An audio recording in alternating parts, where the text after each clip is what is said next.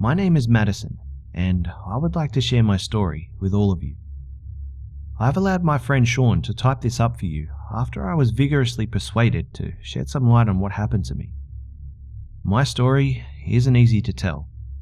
I don't enjoy dredging up the details of what I had to live through for 8 years, but with the help of my psychiatrist, therapist, and prescription drugs, I'm slowly getting over it and getting on with forgetting about it and forging forward, hoping to leave this dark chapter of my life in the past. I wanted to share my story countless of times in the past, and have done so in my therapy sessions with other people that have gone through the same trauma that I have, but I'm comfortable to finally allow Sean to share my story, and for anyone who listens to it to learn from it. The year was 1991, and I was 8 years old at the time, living in a quiet blue-collar neighborhood full of middle-class working families, peppered with retired couples living out their golden years. The houses were pre-manufactured and placed into a community setting with streets branching off from the main roads, dead-ending at a cul-de-sac. Each community had its own name, like the Heights or Narrow Wind Way. It was a very safe environment, enough so that supervision wasn't necessary all the time, which gave the children complete freedom to play and have fun till sunset. I was the only girl in my section of the planned neighborhoods, surrounded by several boys, and if I wanted to play house or have a tea party, I would have to go over a block to Alicia and Jasmine's house. I didn't get to hang out with them too often, seeing as their family used to use that house only on the weekends to get away from the busy Baltimore city life. So, my options for playmates were limited, to say the least. Out of the 5 boys, I connected to Sean the most. Sean was sheltered by his mother, who would see the good in anyone she met, and was a sucker when it came to picking up strays and a strict military father. But Sean, he was very warm and gentle, and really connected with my docile and shy personality. He and I got along very well, and played together almost every day, and we quickly became really good friends. That is, until the spring of 1991, I believe around April or May. Sean and I were walking home from school, as we would normally do, chatting away about what we'd learned in class and the gossip that had been circulating around our friends, when a silverish grey sedan sped by us, most likely going over the speed limit. It was nothing too strange, and neither Sean or I were street smart enough to be alert about our surroundings. But I could have sworn I counted this same car pass us 4 times, with the last 2 times slowing down to a slothful crawling stop as it passed by us. We ignorantly kept walking, oblivious to the danger that was following us, when we had turned into a street a block or 2 away from where we lived, and we had just passed Mr. Johnson's house. Mr. Johnson was a crotchety old man who was extremely racist to anyone not white. He had an affinity for Asians though. My mum said it came from a different era when World War II had happened and Mr. Johnson simply couldn't control his mouth towards them. We were told to stay away from his yard just to be safe. We would often cut across the street to Mr. Rosenberg's house, who was much nicer to us, and his wife would give us free candy, which we gladly accepted with a smile.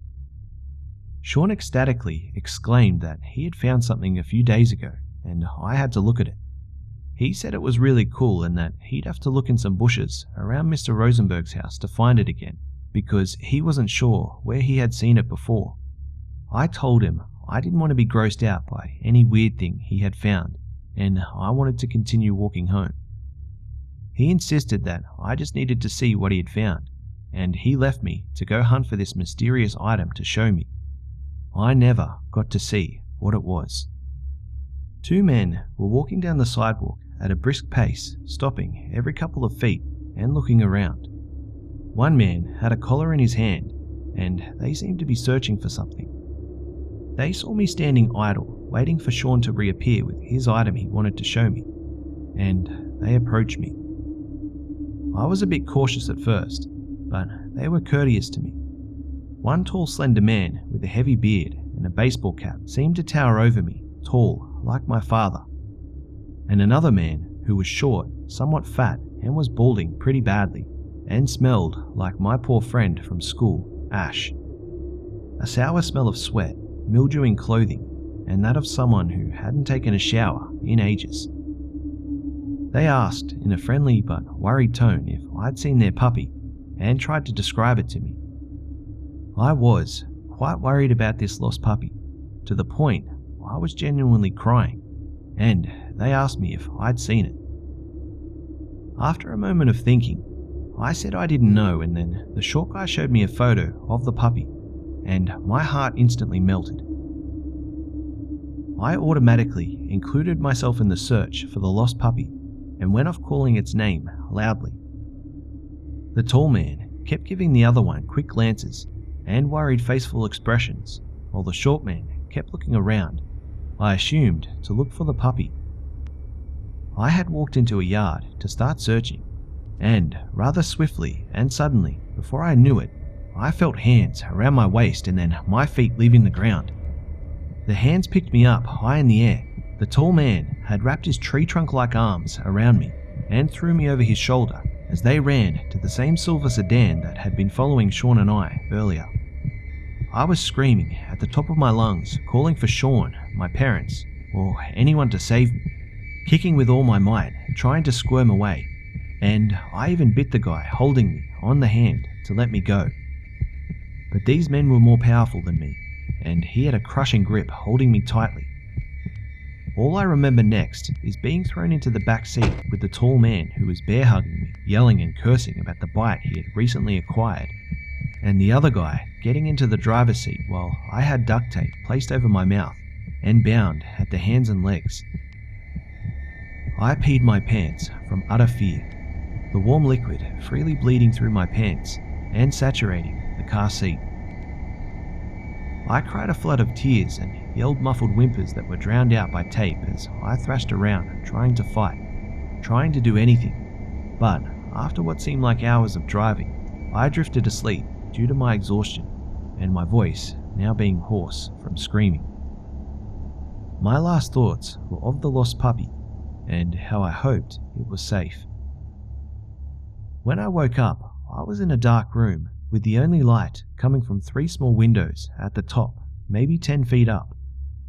I couldn't see anything, but could feel the tape I had on previously was gone, but my wrist still had some sticky residue from the crude removal of the tape. I was too afraid to leave the wall I was up against, not knowing what lay in front of me. Most of the room was completely dark, with no light at all, and the black penetrated all around me. I could hear the sound of water running through the pipes, and footsteps creaking from above me, with the occasional door either opening or slamming shut. So my first thought was that maybe I was in a house.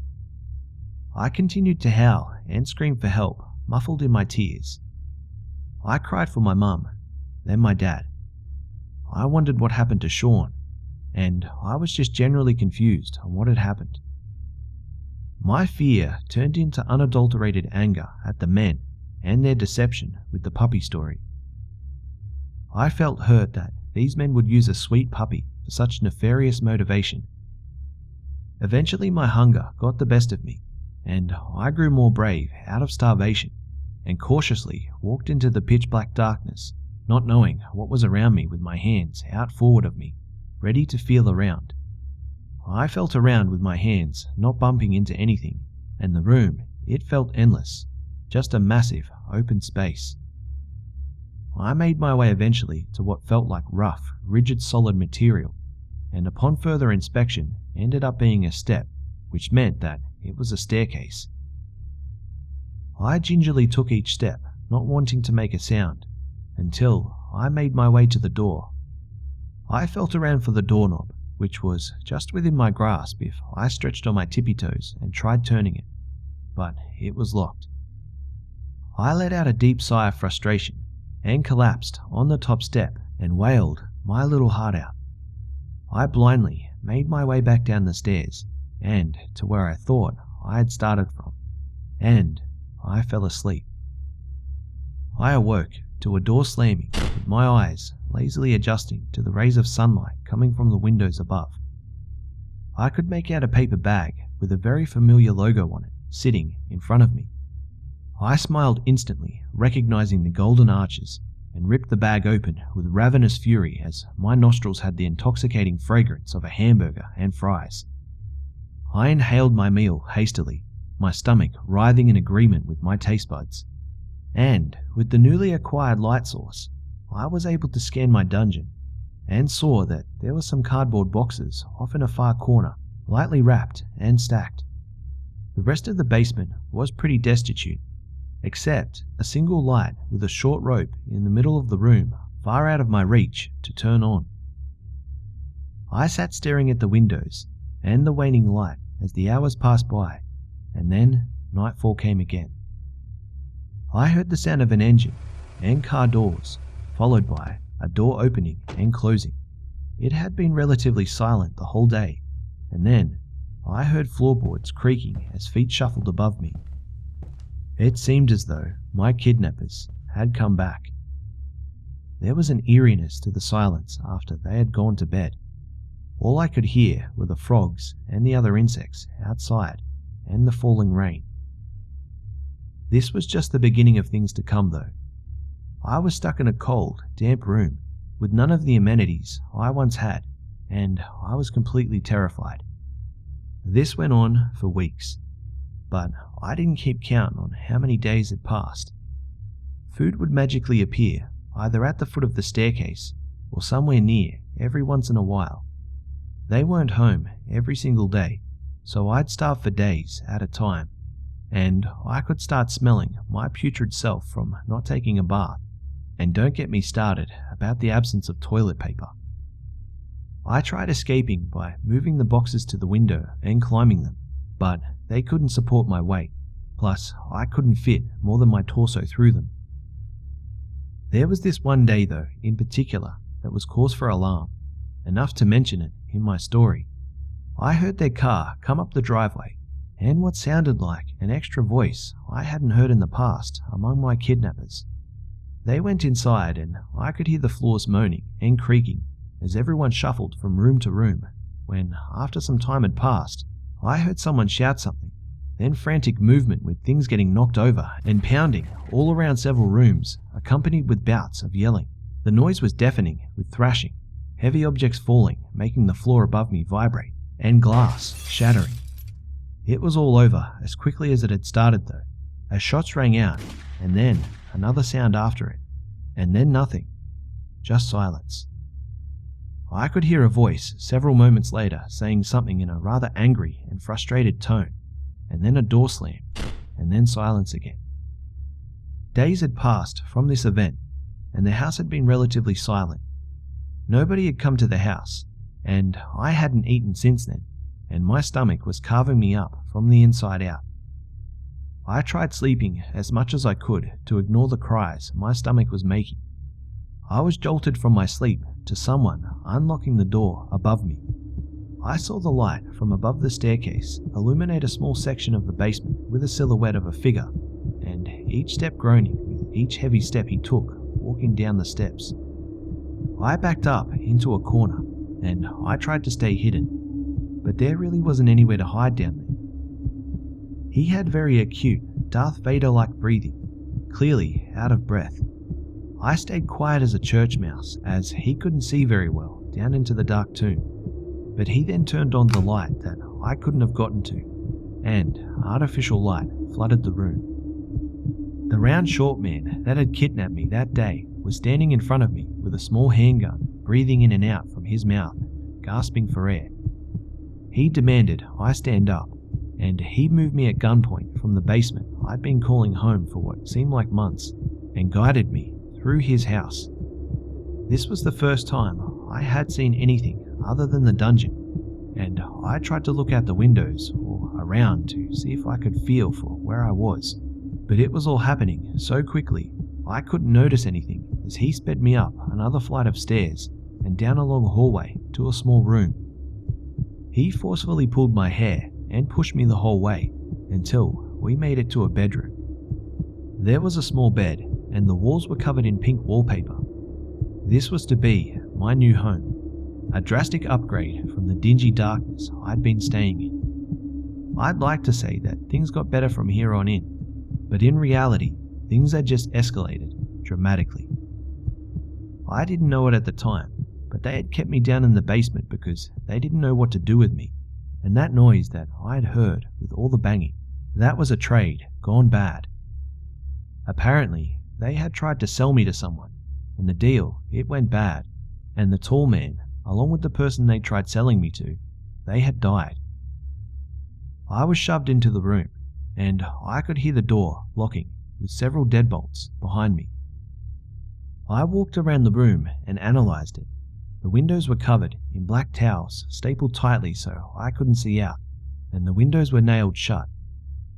I saw a closet and opened it, but found it empty with the exception of some clothing hangers.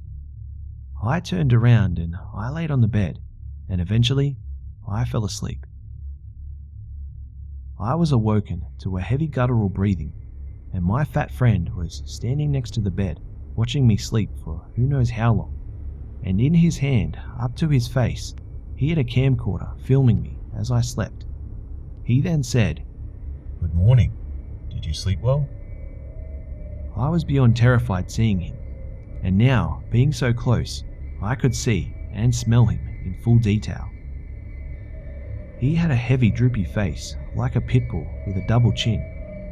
He had short, fat, yellowish sausage fingers, and a rather large gut that his shirt didn't completely cover, so some of his stomach protruded.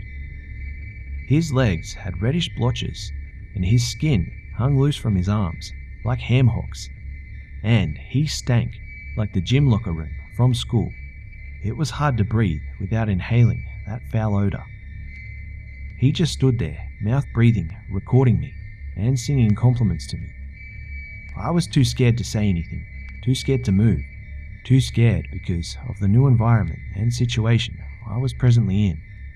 I let him do all the talking, much of it incoherent, and with his odd accent, I couldn't make out a lot of the words he was saying. Eventually, he left the room and locked both deadbolts, and I was all alone again. He wouldn't bother me for the rest of the day till nighttime when I cringed when I heard the deadbolts unlocking. He waddled in with the camcorder in hand and managed to say, "I have a special gift for you, my sweet angel, but first, we have to get you cleaned up." In all honesty, I didn't know how long it had been since my last bath. There was no bathroom in the basement, and I had not taken one on the day I was taken. So I was probably very smelly, but I couldn't tell because I had gotten used to my own scent. He put the camcorder down at the foot of the bed and went to grab my wrist, and I struggled and fought him. I clawed him on his face with my fingernails, and my weak slaps probably didn't faze him much, and his grip was so strong and firm. But he was very slow and became out of breath rather quickly. He pinned me down, and after a slight struggle, he huffed, "Stop it. You have no chance of getting away. You're going to behave, or I'll hurt you," as he laid more of his weight on top of me and crushed my rib cage. I quickly complied with his demands as I had a hard time breathing. He got off of me and grabbed a hold of my arm and forcefully shoved me into a closed door in my room I hadn't discovered yet, and yanked it open. Inside was a full bathroom with a toilet, shower, and sink, a vast upgrade from the basement where I undignifiedly went wherever. He let go of my arm and said that he would be right back and that he had forgotten something. He came back with his camcorder and had the creepiest smile on his face when he looked at me with it in his hand. He barked orders for me to get naked and take a bath. I was creeped out that he was in the bathroom with me. I told him that I didn't need him in there with me, that I was old enough to take a bath by myself, and refused to take off any clothing in front of him. He set the camcorder on the sink and made sure that it was focused and pointed towards the tub, and proceeded with both hands to swipe at me. Another scrimmage ensued in which I lost again, and once again, in heavy Darth Vader panting, he awkwardly started removing my clothing as I sobbed and begged him to stop. I tried to continue to fight his advances, but he strong-armed me every step of the way. Now naked, trying to cover myself with my hands, I felt visually assaulted by this man looking at my body like a piece of meat. He walked past me briefly and turned on the water to the bath and went back and picked up his camcorder and came in close on my face and chest as he made disgusting, foul compliments on how nice I looked, and was observing me holding my privates with my hands and directing me to do what he said. He then told me to get into the tub, and I obeyed. Turning off the water when it had filled the tub, he sat on the toilet seat with his camcorder glued to his eye, zooming in and out with his lens, getting up and walking right next to the tub to get close-ups. I was crying the whole time, pleading for him to stop, but my complaints weren't being heard. When I wouldn't do what he said, he would get up and pull my hair or choke me till I gave in. He went back to the toilet seat and commanded me to pick up the soap and wash rag and wash myself all sexy-like. I reluctantly did so as whimpers came out of my mouth, and then he told me to lather my body with the soap and twirl around for him. This is around the time that I noticed his left hand was around his pants and he'd been touching himself vigorously. I was completely freaked out by this. I hadn't ever seen someone do something like this before and quickly shifted my eyes. After a while, he told me bath time was over and he had me drain the tub and threw me a towel. He was very excited with himself and walked me back into my room and told me, "Now, I have a present for you." And he walked out of the room and locked the door. Within a moment's time, he came back in, clutching a bag, and dropped it in front of the bed. "Go ahead, open the bag. You deserve a gift for being a good little girl." I apprehensively did so, and wrapped in glittery purple tissue paper was the most beautiful gown dress I'd ever seen. It was like something a Disney princess would have worn. My face flushed beet red, and for a moment I was the happiest girl in the world, until I remembered who it was from. I was still naked, but holding a towel as he took my clothing to be washed, and he told me to get into the dress. And without any other clothing, I didn't have any other option, so I quickly got dressed and he continued filming me. "How do you like it?" He barely got out as he took a deep breath. Taken back a little, I gave him a momentary honest response. "I love it." I exclaimed loudly. And in that small moment of truthful bliss, he lit up with a smile. I fell asleep that night, still in my dress, and this was the beginning of a very slippery slope. He picked up on my enjoyment of the dress, and that turned into outfits. He bought cowgirl, nurse, maid, witch, bee, and so many other articles of clothing kept rolling into my wardrobe on a constant basis, and he would film me in all of them. He had me bending over, striking poses that he told me to do, and he just watched. I started to accept them slowly, as I enjoyed how pretty they all were, and I had forgotten all about, for the most part, how it all had started. I know now why he wanted me to try on the dresses and the other attire, but at the time, being so young, I thought it was awesome. He was building up his courage to act out, but at this time, he was still too afraid to do anything physical. I won't go into all the details, except to say that my time there, it was brutal. Without saying too much, I received black eyes, fractured arms, and yes, I was molested. In fact, I got to the point where I scarcely cried anymore, except when thinking about my parents. I had started to gather that my abductor had a routine or a job, seeing as the house would be relatively quiet for a few hours. Then I'd hear the sound of the vehicle and the door slamming shut and the front door downstairs unlock. I surmised he must have had a day job of some sort, as this happened often. The house was almost always quiet, so I guessed he didn't have any friends. I rarely heard music playing, and when I did, I had no idea what it was. Every day I would try to fiddle with the lock to my room, but there wasn't much I could use, nor was there much room around the lock to try and force it open. I passed my time bored out of my mind, or dressing up in those outfits. As much as I hated the situation I was in, the clothing was very beautiful, and it did take my mind off of things, even if it were just for a moment. My kidnapper, over the years, had lost a fair amount of weight, and it showed in his toned and defined muscles on his arms and legs. His gut was slimming down, and his heavy breathing had also decreased to the point that I couldn't hear him breathing like Darth Vader, and he no longer had to inhale or exhale through his mouth. He still had loose skin though now, from his weight loss rather than from how fat he was. He still had a double chin, but now it was hanging like a turkey neck. And I was now his punching bag rather than his cute slave that played dress up with him. Whenever he got home and was angry over what happened to him in his life, he'd come upstairs and beat the piss out of me. I'd constantly have shades of purple, black, and blue bruises all over after his abuse, broken blood vessels and capillaries leaving my eyes swollen shut, pulling my hair out and kicking me in the stomach, and I think he fractured or dislocated my leg on more than one occasion.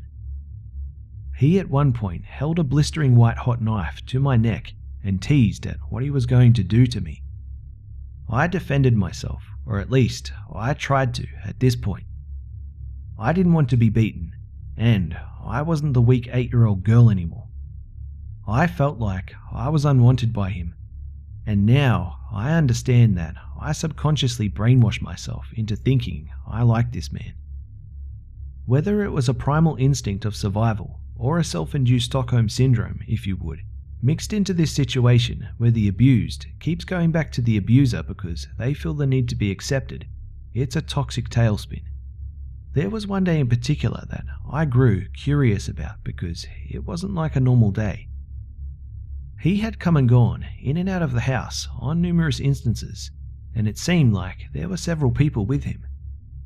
There was a huge thunder of footsteps going about the house, and it seemed like they were in deep conversation.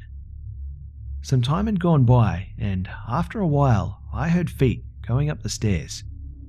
I didn't know how many at the time, but I found out rather quickly. The locks on my door unbolted, and the door, it swung open, revealing my captor and 6 other men. They let out catcalls and a plethora of swear words. They walked in, and the door, it was swiftly locked behind them. What happened next doesn't need to be said or explained, but it went on for hours. The prostitution became more and more frequent, it seemed. He kept bringing more and more men over to have sex with me. I fought at first, but they always won in the end. So I learned not to fight it anymore and simply submit to do what they wanted. I would always crawl to the shower, sobbing, wishing that I could just end it all. This was complete and utter hell in every sense of the word.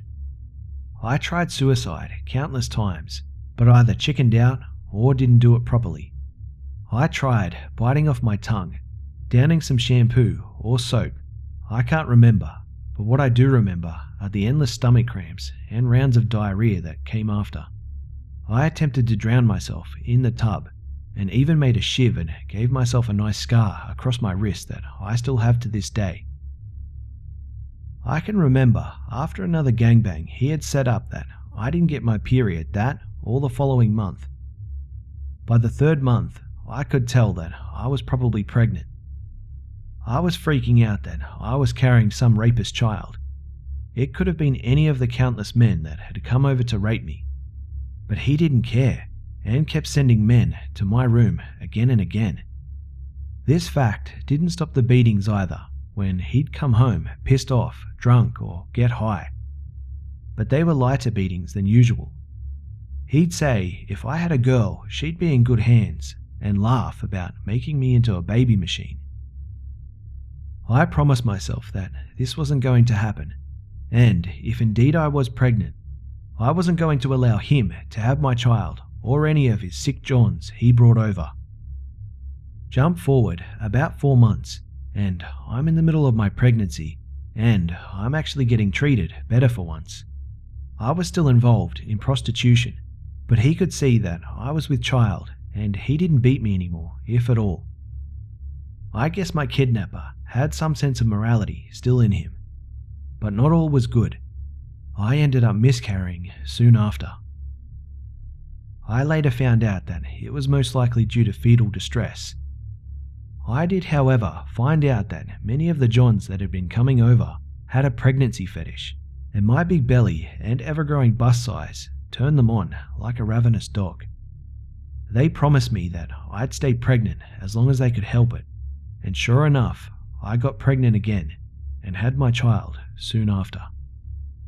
My life from 13 to 15 consisted of me caring for my child and being pimped out whenever he was low on money. This is also when I started using heroin, MDA, and almost anything I could get my hands on to escape from reality. It wouldn't be till 3 months after my 16th birthday that I was saved from the tyrant that kidnapped me. I learned a great deal when I went to court to testify against my kidnapper. I learned his name, that he was 55 years old and worked a boring desk job in a call center. I found out that he tried to kidnap 2 girls before me with ages ranging from 9 to 12, but failed either due to there being too many people around or those being test runs. He was caught with a young girl at a park and questioned, but was later released due to a lack of evidence. What ended it for my abductor was all the people he brought over to pimp me out to. One of them was caught with drugs, and upon a search of his house, they had found a VHS tape of one of my shows. The police got the informant to flip on my kidnapper, spilling the beans on everything. They had set up surveillance for months, gathering enough evidence against not only my kidnapper, but everyone else the snitch had dealings with to get a reduced sentence. I never had a chance to take the stand. I didn't need to, really. The mountain of evidence they had on my kidnapper was damning enough. I went to court almost every day, or at least every chance that I could. The man who had kidnapped me, he was sentenced to life with no chance of parole, while the police had a slightly harder time rounding up the nameless men that had come over for his deplorable dealings. But in the end, the ones they could find also ended up serving time. There you have it. This is my story. I'm 25 now and I live in Southwest Arizona with a loving husband who took years to understand my circumstance and is a very sweet man. I have 2 children, the one from God knows who, and one with my husband. I continue to deal with the trauma of my past, and I suffer from severe panic attacks and PTSD, although, like I said earlier, I am, and probably will for the rest of my life, have to work with counselors, therapists, and psychologists to overcome this. This affected my parents as well. They divorced and my mother died not knowing where her precious daughter was. If you've stuck around to hear all the way through, I'd like to thank you. This wasn't easy to share, and I can tell you Sean had a hard time typing this up for you all. And a huge thank you to B Buster for narrating this and giving my story a voice. Thank you all, and be safe.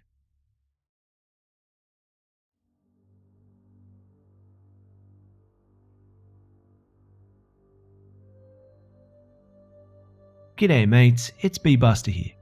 Well, I hope you enjoyed the video guys. Thanks again to the Hive member that bravely shared their story for us all here, and I hope you're doing well.